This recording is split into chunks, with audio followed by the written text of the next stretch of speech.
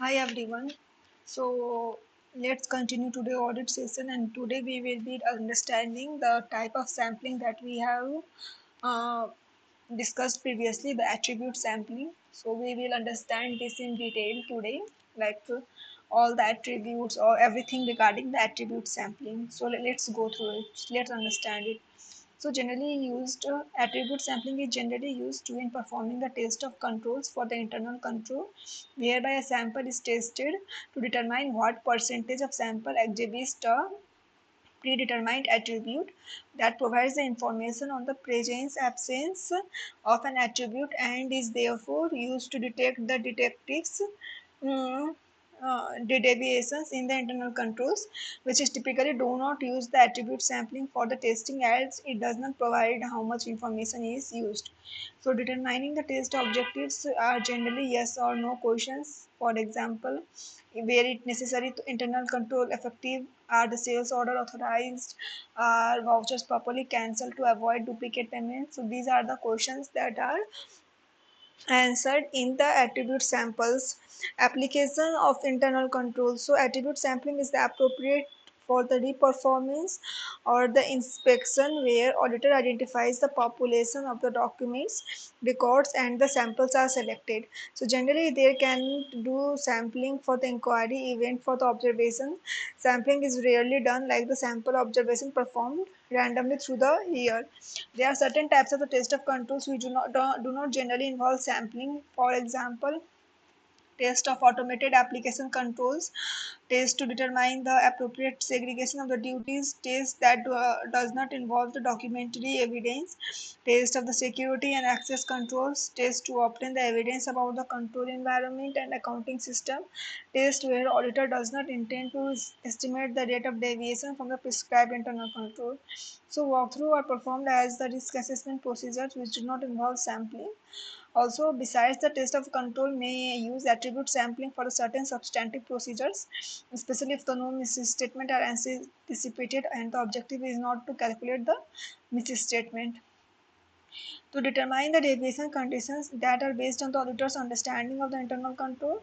So auditor generally identifies the characteristics that would indicate the internal control are operating effectively or not. Then the auditor defines the possible deviations conditions where deviation is a departure from the expected performance. For example, internal control required that disbursements are be supported by the cancelled voucher package stamp paid. In this scenario, the absence of the stamp paid is deviation.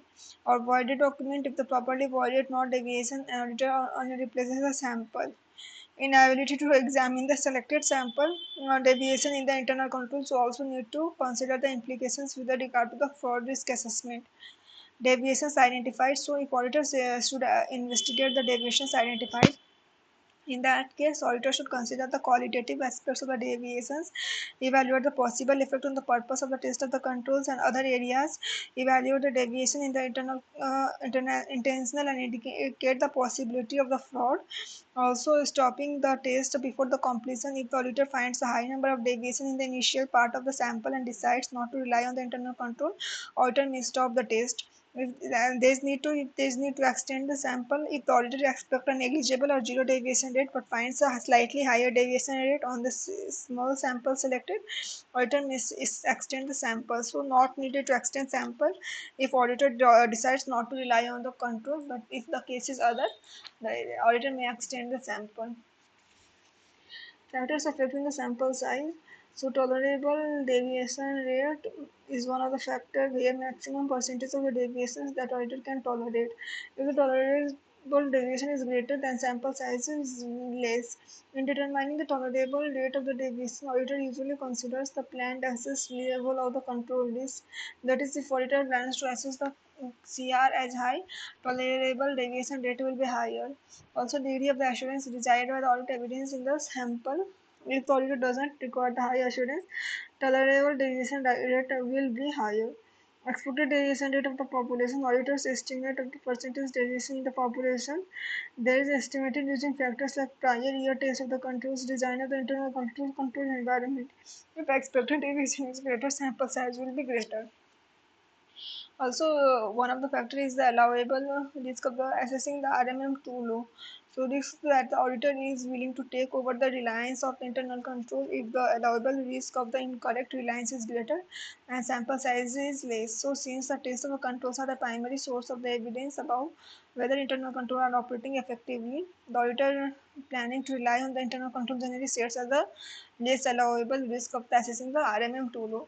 If auditor uses 95% confidence level to design the test, it implies that auditor is willing to accept 5% allowable risk uh, that where RMM is low. Also, the population size has little or no effect on the sample size. For the large populations, we need to consider only for the same small population. Um, Moving forward, types of the attribute sampling. So, regular or the fixed sample size. Auditor examines a single sample of the specified size, whereby sample may either pass or fail the auditor test. Sequential sampling, which is also known as stop or go sampling. Sample is taken in the several steps or groups such that each step is conditional on the results of the previous step. So it is generally used if expected deviation rate is low, such that auditor may stop sampling if no deviations are found or even if many deviations are found. After examining each sample group on the basis of the results, the auditor may decide to not to examine further sample groups and assess the assess level of the row control risk, also the increased assess level of the control risk. In the case of the discovery sampling, it will be used when expected deviation rate is extremely low, which is near to zero. Sample size is designed large enough such that at least one deviation may be found if exists. So it may be used to detect the fraud such that even if single instance of the fraud is detected, the entire population is rejected. So this was all about the type of attribute sampling. Now moving forward, steps to develop and evaluate the attribute sampling plan. So first is the sample design, sample size and sample selection. So here determine the test objective. So operating effectiveness of internal control and deviation conditions like departure from the expected performance of the internal control. After that define the population and the period covered by the test. After that define the sampling unit and uh, uh, determine the T and AR of to calculate the sample size.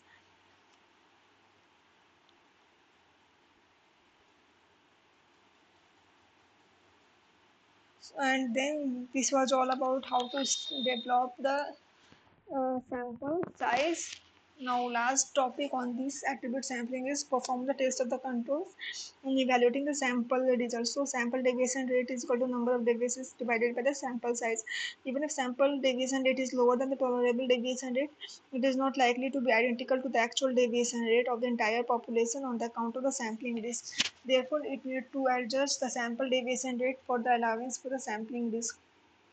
Since only the risk concern is relying on the effective internal control, the auditor only adds the allowance for the sampling risk. Also, the upper deviation rate is equal to sample deviation rate plus allowance for the sampling risk and form the conclusion about the controls tested. There is a situation where it has to be relied where upper deviation rate of the sample is less than the tolerable deviation rate and not rely when the case is vice versa. Also, the documentation of the sampling procedure, sample results, and the evaluation of the results is necessary. So, this was all about that.